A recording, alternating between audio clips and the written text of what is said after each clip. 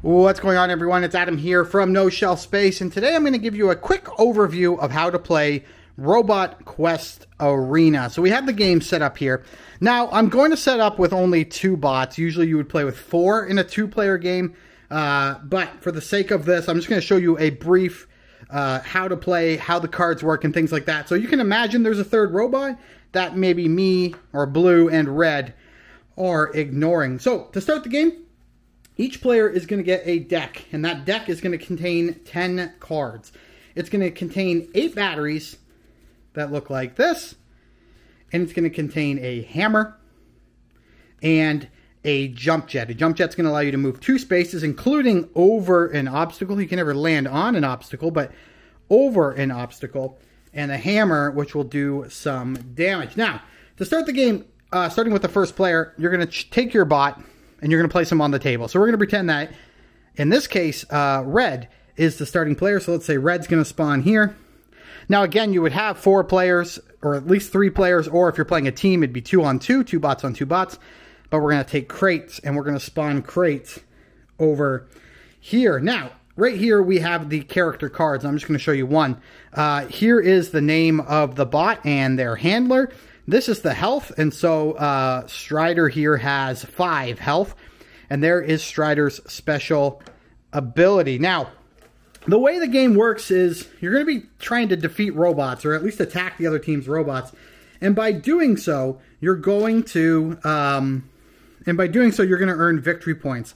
Red damage cubes are worth 1 point, and blue damage cubes, which is always the last one you take off a character, are worth 2 points. Now, when the game starts, you'll put a set number of blue tokens right here, depending on the number of players. And anytime a robot is knocked out, you will respawn, take one of these blue cubes and enough red cubes to fill out your health, and keep playing. And then once all the red cubes are, or once all the blue cubes, sorry, in the supply here are out of the game, that's when the game ends. So, Red has 5 health total, so they're going to take 1 blue and 4 red cubes. And Blue here actually has more health. Let me show you his card right there. So this is Strider. Strider has 1, 2, 3, 4, 5, 6, 7 health. So we're going to put 1 blue on there, and we are going to put on 1, 2, 3, 4, 5, 6 red to give Strider his health. Did I do that right? 1, 2, 3, 4, 5, 6, 7. Yeah. So that's going to be his health. Okay. So we're going to put him back right over there. Now, you would normally have these in front of you, but for the sake of this video, I'm putting them just off to the side like that. All right. And so we'll each have a starting deck. So I've got 1 starting deck for each player. You'll shuffle the deck like so, and you'll draw 5 cards. There we go. 1, 2, 3, 4, 5. So this is my robot starting hand, and we said Strider was the starting player. So actually, Crate gets 1 victory point to start the game. That kind of offsets that first player benefit. So here we go. So Strider's got 5 energy to work with. You can use energy to buy cards, buy supply, or move your robot or push a robot. It would cost 2 to push a robot. If you were to ever push a robot into an obstacle, like here, they would take a damage and they would come back and sit here. But we'll get to that. So, we've got 5 energy. Do we want to move? Oh, I don't know. Let's look at the thing here first and see what kind of items we can purchase. We can purchase a boomerang, which has a range of 3 and an attack value of 2. That's pretty good. Return this card to your hand if it knocks out a robot. Even better. I like the sound of buying a boomerang. So we have Strider's discard pile. So when you buy a card, you put in your discard, and that's going to cost us 4 energy. We have 1 energy left. This card will replenish. There we go. The only thing we could buy if we wanted to buy another card is this one right here, which is Tackle. Knock the target robot back 1 space. That we could make beneficial, so we're going to buy that one as well. We're going to take our last battery to pay for it, and that is the end of our turn. We're now going to grab cards for Crate, and look at that. Crate also pulled 5 energy, so we're going to replenish this. You always replenish cards when they're purchased. Crate, however, is going a different route. He realizes how important energy is, so he's going to spend 3 of his energy, and he's going to buy himself an advanced battery, which is worth 3 energy, and put that in his discard pile. And Crate now has 2 batteries left. Now, movement is really nice, and there is some dash here, but we don't have a lot of attack cards in our hand or in our deck. So what he's going to do is he's going to spend the last 2 here, and because he doesn't start the game with any range cards, he's going to buy himself Acid Blaster and put that in his discard pile, and that is the end of his turn. So we're back to Strider. So now Strider's got 4 batteries, and he's got a hammer, which will do 1 damage melee, so we have to be right next. Now, in this game, when you move, and we're going to move, even though perhaps this might be a good opportunity to buy cards, we're going to move. So here we go. We got Strider. You can spend 1 energy to simply take your character and move 1. We can use another energy to simply take our character and move 1. We're going to use this one here. This is a 2 move, and we can also go over obstacles. Now, this is an obstacle. We can move through this, but this would be. And you always have to move through it. So we're not going to do that, though, but we're going to move 1, 2. And we're going to use our next battery. Oh, these can go in our discard. I don't know why I'm putting them there. We're going to use our next battery to move 1 more. And then here we go. We have a hammer. We are next to him. And so we're going to play that. And we'll take 1 cube off of Crate and put it in front of Strider. Okay. That might not have been the best move strategically, but it will showcase the game, I think. So here we go. All right, now it is Strider's turn. He draws his hand, and he can do some stuff. So the first thing Strider's going to do is he's actually going to play his hammer, and he's going to hit back at Strider. Or Crate's going to play his hammer. I should put that in his discard. He's going to hit back at Strider for 1 victory point. And now he's going to run away because he doesn't want Crate to get him next turn. So he's going to use his 2 move to move this way. He's getting away from this obstacle. So now Strider has to go around to come get him. He's going to play another move to go here. And he's going to sit on there for a second. And now he's got 2 cards. And he can purchase something if he would like to. And you know what? I think he's going to do that. He's going to take 2. And he's going to purchase himself a heavy hammer. So he has a hammer. Now he's got a heavy hammer. It's also melee, but it does 2 damage instead of 1. And that's going to go into his discard pile. All right, that is the end of the turn for Crate. We're back to Strider. Strider has no more cards left in his deck, so he's going to take his discard pile, or her discard pile, and shuffle the cards. And draw 5 new cards. And let's see what Crate has, or let's see what Strider has this time. Oh, the boomerang. This is perfect to talk about line of sight. To show line of sight, you need to be able to draw a line from the center of your base to the center, or to the center of your space, or from the... If he was here, he has line of sight, because you can draw a line right here and hit the other one. But the second that I'm here, you can no longer draw a line of sight that doesn't go through this obstacle. So right now, sorry, I bumped the camera. The boomerang cannot be used, although it has a range of 3. So 1, 2, 3. It could hit him, but not today. However, by playing 1 energy, Strider can move to here. And we don't need to get any closer. So Strider can pull out this boomerang. And let's see if that's a good idea. It probably is. So we're going to use the boomerang. It is a 3. So 1, 2, 3. So the character is within range.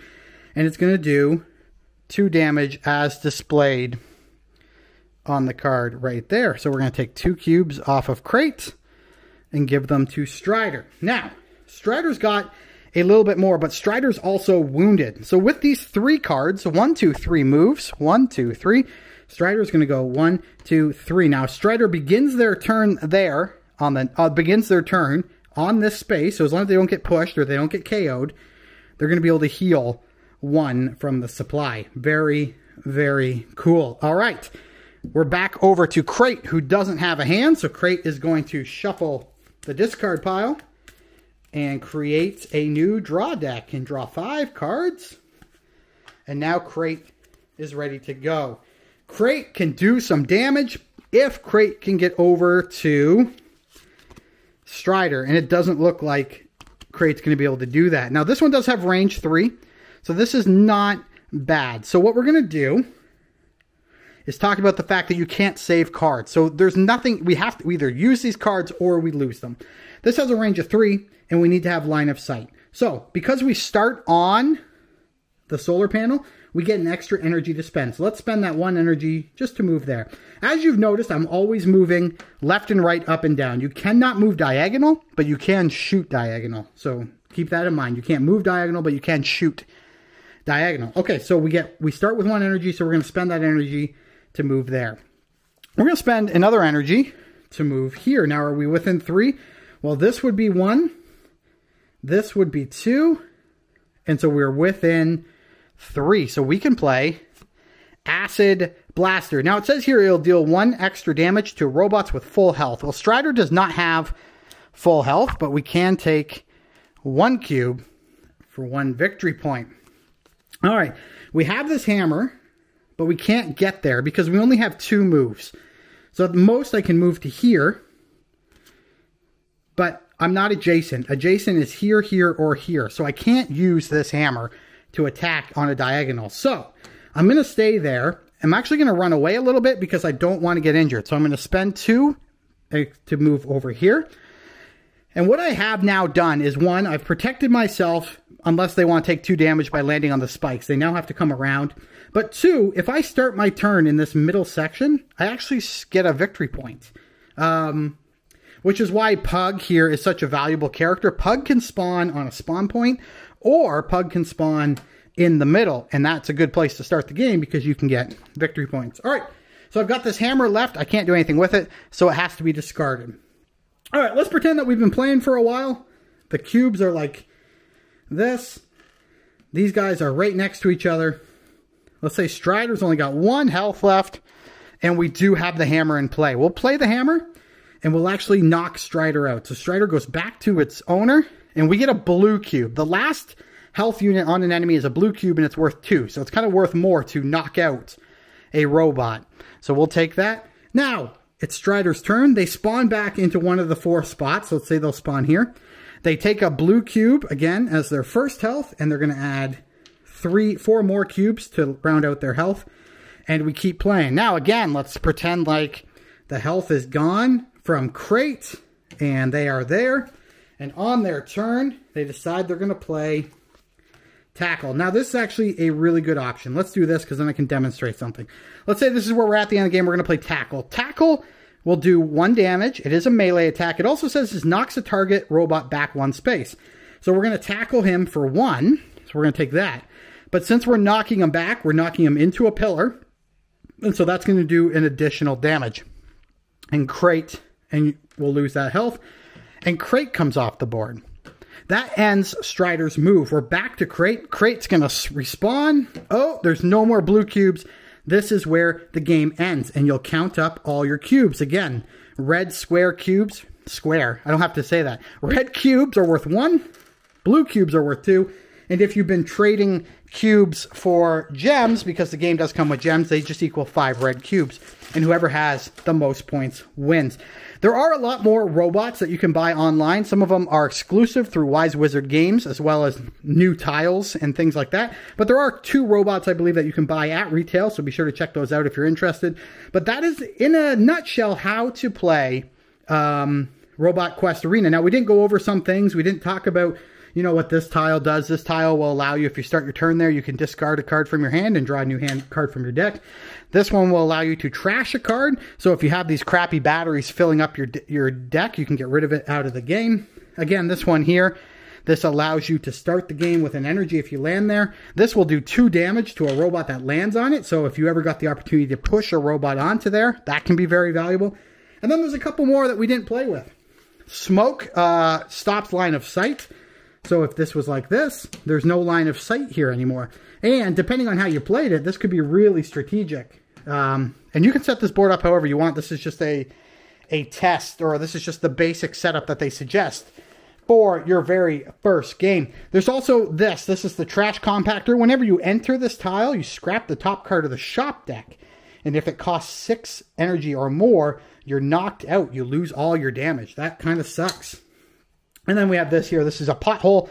Whenever you enter this tile, take 1 damage. And it costs you +1 move to get your robot off of it. Kind of fitting. But there are more tiles. Like I said, you can find them on Wise Wizard Games' website to purchase. They are a little bit expensive considering what you're paying for the game itself for a couple tiles. But listen, if you didn't back it on Kickstarter, that's the price you got to pay sometimes. Anyway, guys, I hope you enjoyed this video. If you did, give it a thumbs up and subscribe. We'll be back with more. You can also check out an unboxing video. Although you've seen all the components, I go a little bit more in depth. You're going to be able to see that video, I don't know, right here or right over there. Until next time, folks, thanks for watching. We'll chat again real soon. Goodbye.